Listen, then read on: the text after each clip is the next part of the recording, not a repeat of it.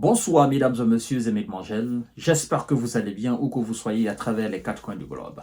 Nous sommes en RDC. Vous savez, quand moi je m'intéresse à un sujet, je lis beaucoup, je me renseigne énormément pour comprendre le fond et l'être et fond du sujet en question, à l'image de la question russo-occidentale sur le territoire ukrainien.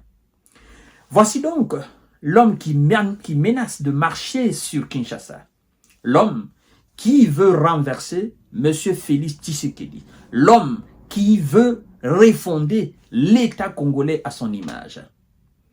Il s'appelle Corneille Nangaa, ex-président de la CENI, la Commission électorale nationale indépendante.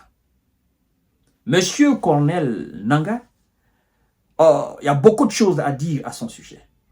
C'est lui qui crée l'Alliance du fleuve Congo. C'est un mouvement qu'il qualifie de mouvement politico-militaire. C'est une alliance dont fait partie le M23 et les rebelles du Rwanda. Je vous dis, il y a beaucoup de choses dans le dossier congolais. Et croyez-moi, cette alliance, l'annonce a été faite depuis le Kenya. Ça a créé une tension diplomatique entre le Kenya et la RDC. Et les États-Unis eux-mêmes, ils ont trouvé ça malsain. Mais voyons exactement dans les tréfonds de ce sujet, qu'est-ce qui est véritablement ce problème. Et M. Corneille Nangaa accuse M. Félix Tshisekedi d'avoir menti sur la manière dont il est venu à la tête de l'État. Parce que, dit-il, il y a eu un accord entre M. Tshisekedi et M. Kabila lors des élections de 2018. Et il dit d'ailleurs qu'il est l'un des co-rédacteurs de cet accord. Selon lui, M. Tshisekedi continue toujours de nier. En fait, cet accord était pour la passation du pouvoir de façon pacifique. Donc lui, c'est un homme mécontent. C'est un homme haineux. C'est un jaloux. Lui, il veut la tête de l'État congolais. Voyons voir exactement qui est cet homme qui est aujourd'hui à Goma et qui dit vouloir négocier avec le gouvernement congolais, qui est en collaboration parfaite avec M. Paul Kagame et aussi le chef d'État du Kenya, un certain William Ruben. Parce que l'annonce de la création de son mouvement a été faite depuis le Kenya. Voyons en profondeur. Partagez la vidéo dans tous les groupes possibles. Je vais vous donner tous les détails concernant le dossier congolais. Non. Croyez-moi, je le ferai. Partagez la vidéo dans tous les groupes possibles. Monsieur Corneille Nangaa est né à Bogoya, en territoire de Wamba, dans la province orientale, désormais province du Haut-Chéli. Il est né le 9 juillet 1970, donc il a aujourd'hui 54 ans, si je ne fais pas erreur. Mesdames et messieurs et mesdemoiselles, parlons de l'homme. D'abord, je commence sa carrière pour que vous puissiez le comprendre. En 2005, Corneille Nangaa commence sa carrière dans le domaine des élections en tant que superviseur technique national de la Commission électorale indépendante. En 2013, avant d'être nommé secrétaire exécutif national adjoint de la CENI, il est directeur de programme à l'école de formation électorale en Afrique centrale, EFEAC. Le 21 octobre 2015, il est désigné par consensus par les confessions religieuses comme président de la Commission électorale nationale indépendante pour remplacer l'abbé Apollinaire Malou Malou. Le 20 novembre 2015, Corneille Nangaa prend ses fonctions de président de la Commission électorale nationale indépendante à Kinshasa, poste qu'il occupe jusqu'en octobre 2021. L'élection présidentielle de décembre 2018 en République démocratique du Congo est hautement controversée. Félix Tshisekedi et Martin Fayulu revendiquent tous deux la victoire. En tant que président de la Commission électorale nationale indépendante, Corneille Nangaa est considéré comme principal responsable. En mars 2019, les autorités américaines accusent les responsables de la CENI, le vice-président de la CENI, Norbert Basingesi, son fils Marcelin Mokolo Basingesi et Corneille Nangaa de détournement de fonds à la suite du processus électoral de 2018. Et donc, ils sont sanctionnés par le département du Trésor des États-Unis pour corruption, en particulier dans l'achat des machines de vote dont les prix sont surévalués de 100 millions de dollars et dans l'achat de juges de la Cour suprême. Et obstruction à la bonne tenue du scrutin, spécifiquement les amputations de retard volontaires pris dans l'organisation du scrutin pour remplacer Kabila. Écoutez très bien. Le département du Trésor américain alors considère que ces sommes détournées ont servi à financer la campagne d'Emmanuel Ramazani Shadari, le candidat soutenu par Kabila, lequel ne peut constitutionnellement se présenter. On continue. Restez, mesdames et messieurs, partagez la vidéo. Corneille Nangaa, sanctionné financièrement pour ces accusations, a toujours nié toute allégation portée contre lui et a demandé une réévaluation de ces sanctions. Parce qu'il a été sanctionné par les États-Unis pour avoir détourné de l'argent et avoir soutenu le candidat de M. Kabila. Et alors, mesdames et messieurs et mesdemoiselles, on continue, c'est très important. Écoutez très bien, vous allez savoir exactement ce qui se passe.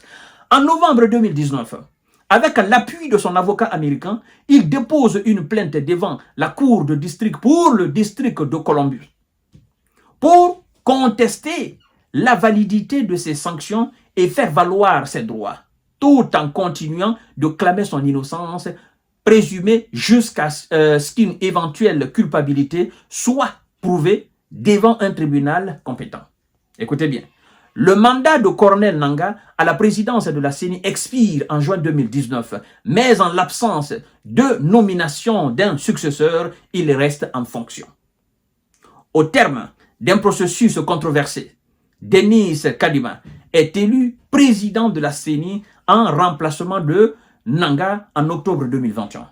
Et donc, en novembre 2021, Nangaa effectue une déclaration officielle de patrimoine dans laquelle il liste plusieurs sociétés, dont une plantation de cacao, une palminerie et un terrain minier.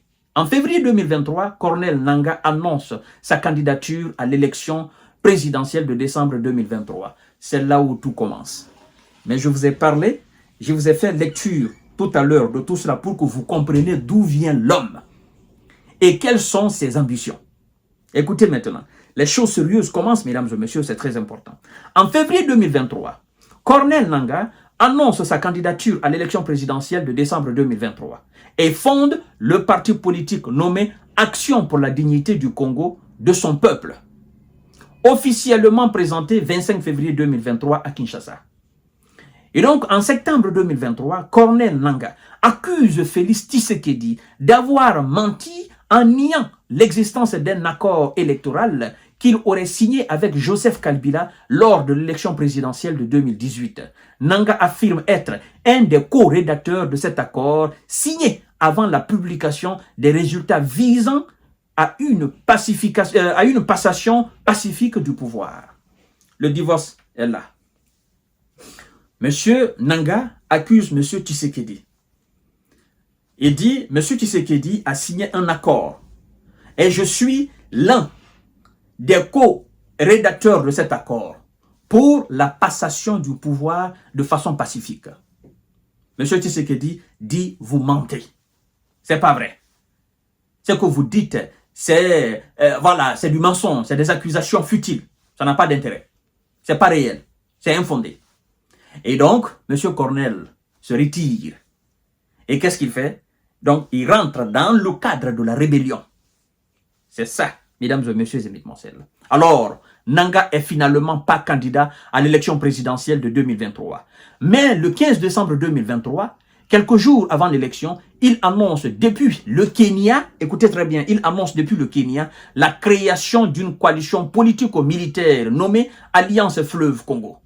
Le but revendiqué de cette coalition est de refonder l'État congolais, la prise de pouvoir par la lutte armée n'étant pas exclue. Parmi les membres de cette coalition se trouve le groupe armé Mouvement M23, qui lutte avec le soutien du Rwanda contre les forces armées de la République démocratique du Congo dans le nord Kivu.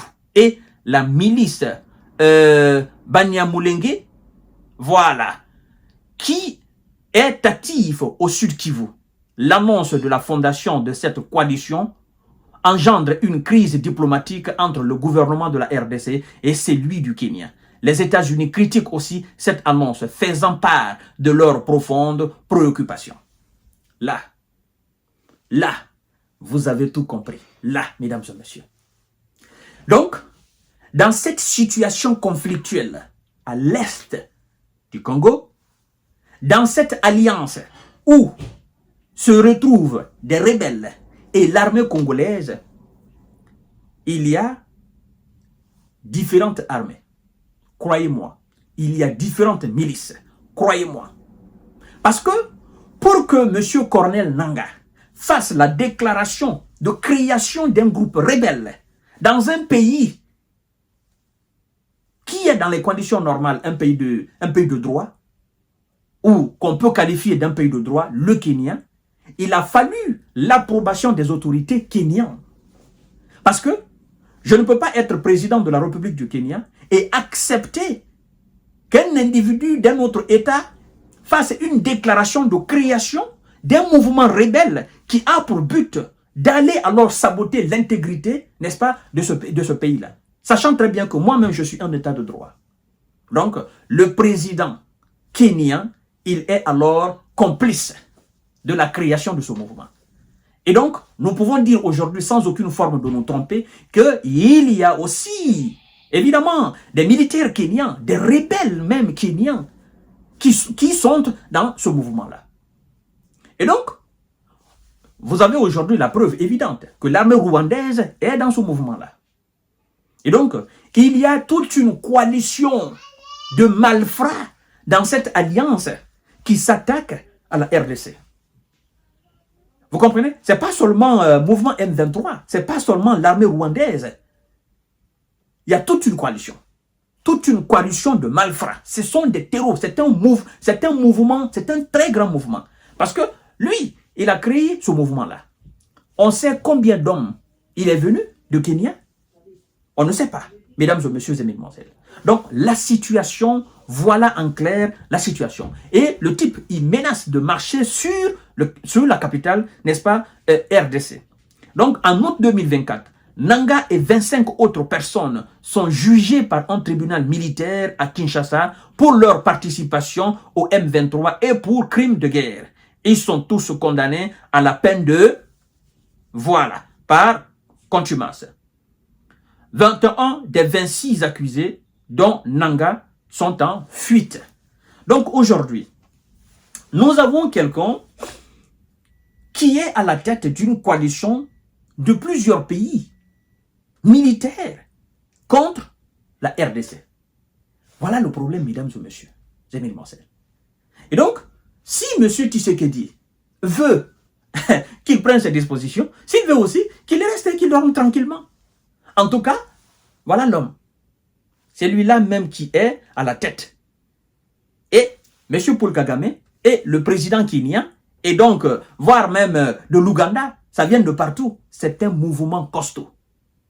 Mesdames et messieurs et mesdemoiselles, je vous reviens tout à l'heure, je voulais vous apporter ça sur un plateau pour que vous puissiez vous situer exactement dans cette situation-là dorénavant. Voilà, à tout à l'heure.